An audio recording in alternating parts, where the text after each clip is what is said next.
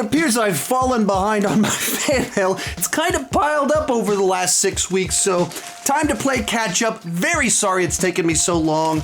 Life gets busy, and sometimes I'm just not able to get everything done that I want to be able to get done.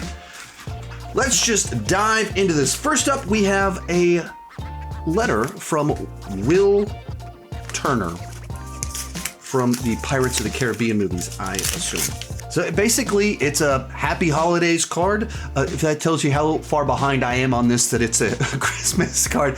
And I met him actually in Fan Expo Philadelphia last April, the one that Austin Burke was at. So it's actually very cool that I get to, some of the people that I interact with in the comment section, fan mails, I'm starting to get to meet in real life too, which is a lot of fun. Great getting to meet you. Thank you so much for the card, and I apologize greatly that I'm running so far behind on all of this. Okay, then we have a package from Tyson Turner. Don't have me knife, unfortunately. Going all John Wick with a pen. All right, so little note from Mr. Turner telling me that I missed something during my Shrek ranking. A Shrek ranking that went on to become my highest viewed video on my channel's history, crossing the 1 million mark. But he mentioned that I'm missing Shrek Retold. I was not aware of this retelling of Shrek, and in his note he told me, be sure to get together your most obnoxious friends you have, rowdiest group, and watch Shrek Retold. Now I need to find my friends that are in the mood for a wild, wild little day. Next up, we got a letter. Doesn't seem to have a name, or it has letters, but it wasn't it didn't seem like a name. All right, so this was from one of my patrons, Mr. Waters, who I actually met a year ago, probably this week, a year ago, in Georgia, when I went out to go see Cody Leach. And went to go see Uncharted, kind of told people we're gonna be there. And so I met him, talked with him like 30 minutes. So my supporters on Patreon, and just sent me messaged me that he sent me a end of the year kind of Christmas present, and it's finally come in the mail, and I am greatly appreciative for that. And also, equally important, said some very kind words in his letter. Has his own YouTube channel that's kind of been growing, so listen to some of the advice and stuff that I've been giving, and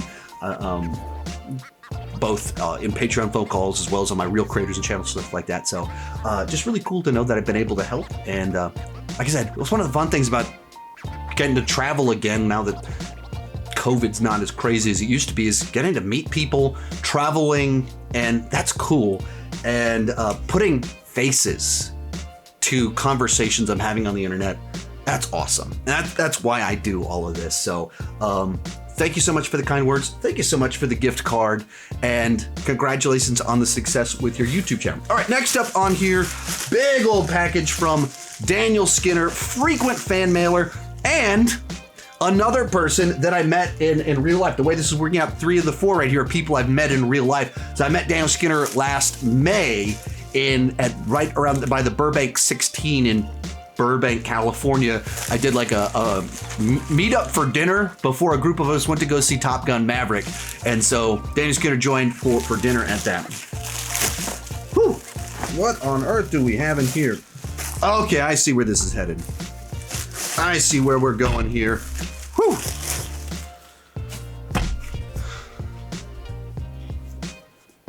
We've got a whole gigantic set of books. What series do we have here? I missed a note. Mr. Skinner has been hardcore trying to convince me to dive into the world of Percy Jackson, which I was also corrected my mispronunciations of his name, which I might have done right now because I'm thinking about too many things at the same time. So I guess I wasn't sure where this fell into the realm of Mr. Jackson, but I guess this is the sequel series to the main series. So one that as a family it looks like we're gonna have to dive into with this TV show coming out so we can have more knowledge of everything going on. And now we have the books to help make that happen. Thank you, kind sir. All right, so it's a fan of my channel that started watching in 2020. That's where a lot of people started watching. So a bunch of people started watching like 2018 with the Black Panther, Infinity War, and 2019 was big. And then there was a different batch for a different reason. 2020 when we're all locked at home, so a bunch of people kind of discovered me. He's got a YouTube channel that he's starting out, where he talks about movies kind of inspired by me. Same way I was inspired by like John Campia, Stuckman, Flickinger, Christian Harloff, Jeremy Johns. He was inspired by me, which is always, it's always still astounding to me whenever I hear that. But a new channel that he's launching, and name of his channel is Breadhead Talks About Movies. Breadhead. I hope I'm saying that right. Sometimes I get in the middle of these things and my brain gets a little bit fried. And so if you want to check out his channel, give him a little bit of a bump. I can't give maybe a shout out on my main channel. I just can't do that, because if I did, then everyone would ask me to do that. The reality is, though, that a shout out isn't going to be the thing that gives you the spark to launch your channel. YouTube itself is the most powerful engine for promoting your channel that there is. But you gotta find that thing that connects with people, where you distinctly offer value, and so that there's a clear group of people that can gain value from what you create. And as soon as you can figure that out, then YouTube will start to figure that out, and it'll start promoting your videos to those people. So if I just go out to my audience and say, hey, go check out your channel, you're probably a little bit too early in the process for a shout out like that to be fully effective. And as someone that has multiple channels and shout out my own channels that aren't kind of taking off yet, it doesn't even work when I shout out my own channels. So, but be sure to check out his channel. I'm literally doing this one talk with you right now. Like I just learned about it. So check it out. See if you enjoy it and the value that he offers. All right, we got 3 movies. All right, what on earth is this? Interesting. This is Daniel Skinner paying close attention and solving a problem. So it is a Blu-ray of True Lies.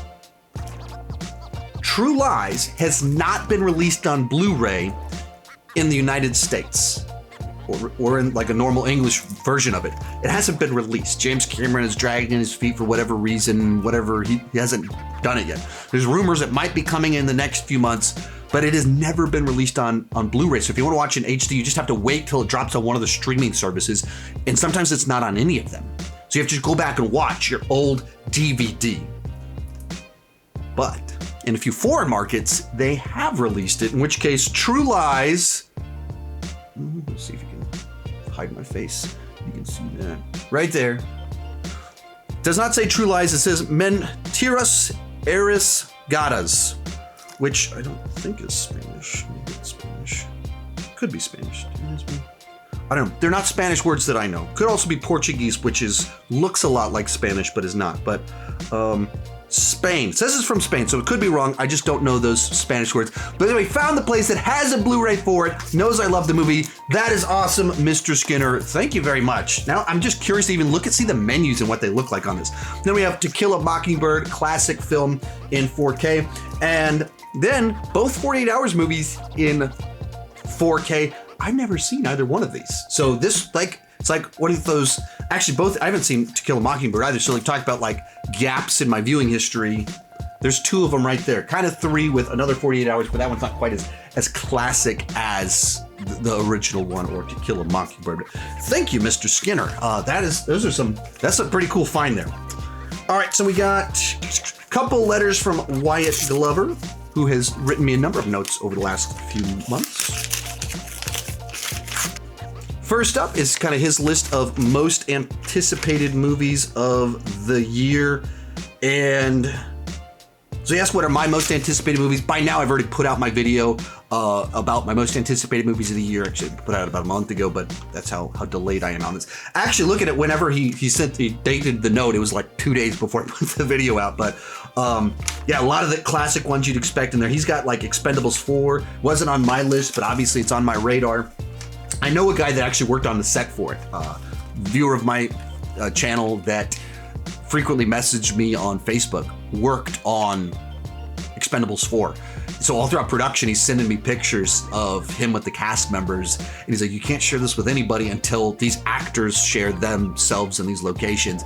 And it wasn't anything really spoiler or anything like that, but it's like him with Jason Statham, Dolph Lundgren, Tony Jaa, the guys from The Raid or whatever, whoever the people are in it. Like he had pictures with like all of them, Randy Couture. And then a month later, those actors on their Instagrams posted pictures in those exact locations, which is just kind of fun to be just a little bit ahead of the curve on some of that.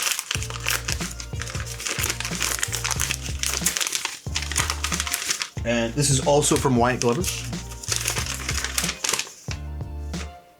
All right, so this was a list of his most anticipated, or excuse me, his picks for the best. Touched my phone. Sure, we can keep up a picture. It was my daughter's birthday yesterday, so I got a bunch of pictures of her loaded up from yesterday. So his list of his favorite movies of last year, a lot of the same ones that were in my top 10 or top 15, top 20. One exception, he had Bob Burgers in his top 10. I didn't see Bob's Burgers. I've never seen the TV show, so I skipped out on the movie, but apparently he's a big fan of it and had it in his top 10. All right, next up on here, got a package, no name. All right, so this is from Meredith, who is a more recent fan of the channel. Wanted to show her appreciation by sending me a movie that she doesn't think that I have seen, and she is correct. It is called Downfall. I actually have no idea what this movie is. So yeah, it's not just a new one for me, but like that I haven't seen. It's a full fresh experience. So it looks like it was the 2004 Oscar winner for Best Foreign Language Film, so very fascinating, interesting. All right, you put something new on my radar, Meredith. Thank you so much for watching the channel. Thank you so much for the movie. And now I'm very curious about this one with your recommendation. All right, final couple packages, both from Mr. Skinner.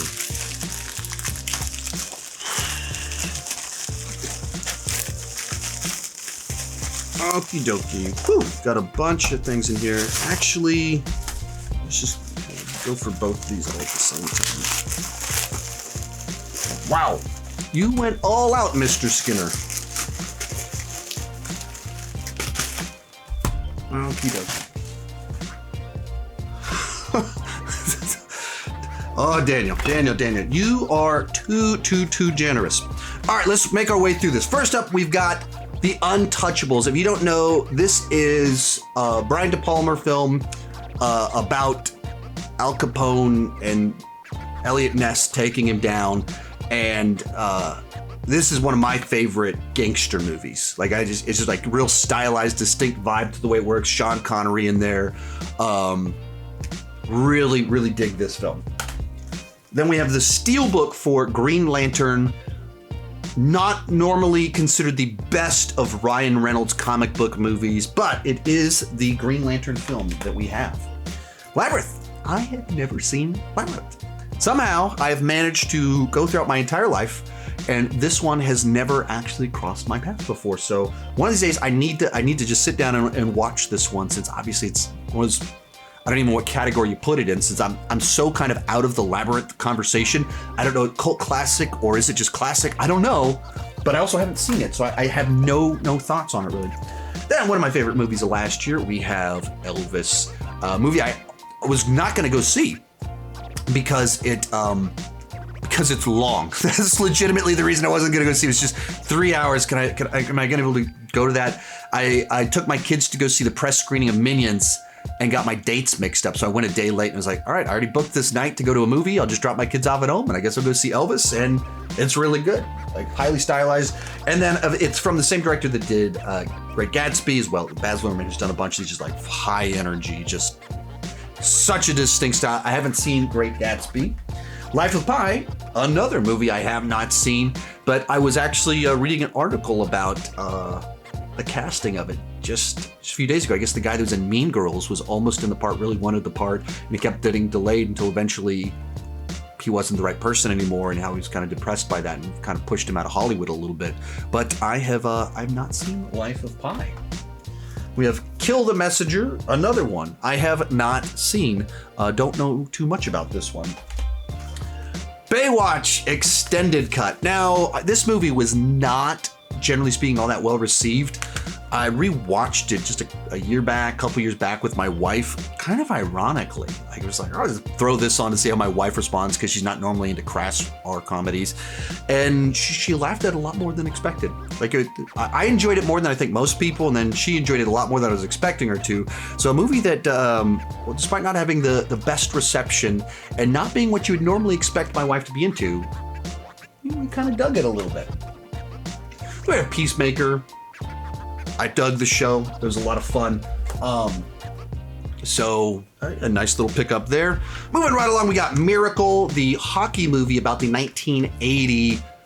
Well, I don't want to say too much because it's kind of the plot of the movie, but the hockey, United States versus Russia hockey rivalry in 1980 from the director of Warrior, my go-to movie that I recommend to people. Like if you want like a movie that people, anytime I ask for a recommendation, that's the one I push them to because it's a movie that people tend to really like, but it's underwatched. So that's my go-to recommendation. From the same director, Kurt Russell in the lead. I've actually only seen that one once and it was a long time ago. We got Contact, Robert Zemeckis sci-fi film, Matthew McConaughey, Jodie Foster. Haven't watched it in a while, so I don't know how I would enjoy it now. Then we have Tropic Thunder, one of the great comedies, really of all time. Just a really, really funny film. And a movie that's only 15 years old, but also one that they would never be able to make today. Here's an odd one I haven't seen, Southpaw. Boxing movie, Jake Gyllenhaal, Rachel McAdams, Antoine Fuqua, everything in there. Screams, Sean Chandler should have seen this one. Haven't seen Southpaw, and even, I don't know where I saw it on ads, wherever it was, on streaming service or whatever, but it was even recently thinking about the fact I still haven't seen that movie. I still need to watch that movie, and then there it is in my fan mail.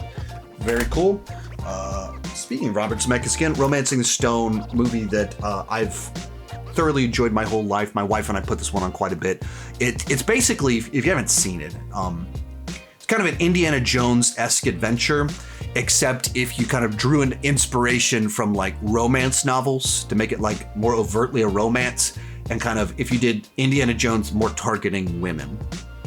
And so it has very much the stuff that you like about Indiana Jones, but having its own distinct vibe, flavor to it at the same time. It's like the lead. If you saw Lost City last year, it's that done better in the 1980s with Kurt Russell, Danny DeVito, Kathleen Turner. So just a real solid, and that's the movie that if this movie hadn't been a hit, we wouldn't have gotten Back to the Future. Because this movie worked, they went, all right, you can do your time travel movie. Then we have Earth Girls Are Easy. I have not seen this movie, so I cannot comment on it. But yeah, no, it has a bunch of names in it. Gina Davis, Jim Carrey, Damon Wayans, and Jeff Goldblum. I didn't realize Jeff Goldblum was in it. I knew Jim Carrey was in it. But I had never seen that one. And then finally, Escape from New York, the John Carpenter classic. So, whoo! A lot of fan mail. That's what happens when I take this long to do these. I've just been busy, and there's only like so much time to film, so much time to edit, and so then stuff gets lost in the mix. And so when I'm trying to do all the travel and the speaking, and I'm expanding my other channel that's trying to do real creators every week, something gives. And unfortunately, it's been these fan mails. Thank you so much for watching. Thank you so much for sending the kind words, the letters. Thank you so much for sending movies. It means the world to me that you care enough that you think about me to send something. That's amazing. Keep talking movies and TV too much. Bye-bye.